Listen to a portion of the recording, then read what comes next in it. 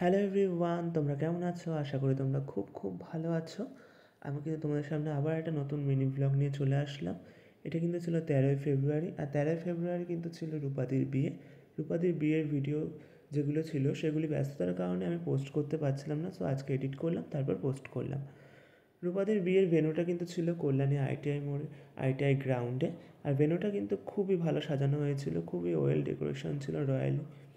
তারপর কিন্তু দেখতে পাচ্ছি রূপাদি ফটোশ্যুট করলো, তারপর রূপাদির গ্র্যান্ড এন্ট্রি হলো, তারপর শুভদৃষ্টি হবে রূপাদির বরকে দেখতে পাচ্ছি খুবই কিউট ছিল। তারপর রূপাদির বিয়ে দেখতে দেখতে আমরা চলে গেলাম এদিকে একটু ফটোশ্যুট করতে। ফটোশ্যুট করেই তারপর চলে আসলাম স্টলের যে কাউন্টার ছিল সেখানে। এখানে কিন্তু ফুচকা স্টল ছিল, কফি স্টল ছিল, চিকেন পকোড়া ছিল, ফিশের একটা আইটেম ছিল, তারপর ক্রিসপি ছিল, বেবিকর্ন ছিল। প্রতিটাই কিন্তু খুবই ভালো ছিল। তারপরে চলে আসলাম মকটেলের কাউন্টারে।